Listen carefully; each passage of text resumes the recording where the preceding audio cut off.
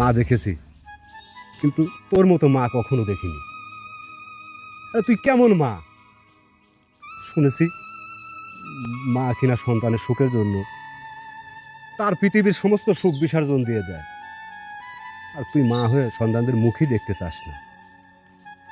জানি না মা, কিসের জন্য, কার জন্য আমাদের থেকে তোর মুখটা লুকিয়ে রাখিস।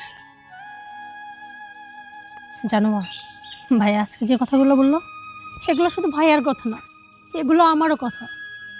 আচ্ছা তুমি তো মা, তুমি সন্তানদের মনের কথা বোঝো না? তোমার কখন ইচ্ছা করে না তোমার ওই মুখটা আমাদেরকে দেখাতে, আমাদের সঙ্গে একসঙ্গে বসে কথা বলবা, গল্প করবা? তোমার ইচ্ছা হয় না?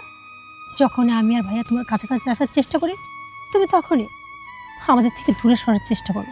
কিন্তু কেন মা? জানো তো মা, আমি আর ভাইয়া কত আশা নিয়ে তোমার কাছে আসলাম। মা বসে আছে, আমরা যাব, মায়ের মুখটা দেখব, মায়ের সঙ্গে গল্প করব।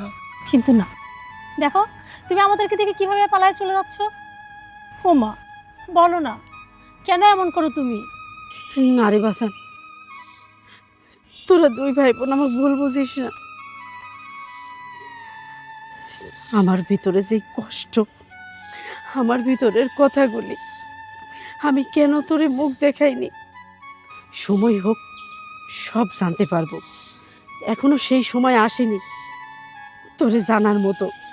কিন্তু মা, তোমরা দুই ভাই বোন, তোমারই তো সন্তান। আমারও তো ইচ্ছা করে মা তোমার মুখটা দেখি। আমরা দেখেছি মা, একজন সন্তান যখন তার মায়ের বুকে দৌড়ে গিয়ে ঝাঁপিয়ে পড়ে, তখন আমাদের না মা খুব খারাপ লাগে। আমাদেরও তো মা আছে, কিন্তু আমাদের মায়ের মুখটা দেখতে পারি না। এজন্য না মা, মাঝে মধ্যে কলিজাটা না মা ফেটে যায়। মা, তুমি শুধু একটি বার মা, একটি বার তোমার মুখটা দেখতে দাও মা।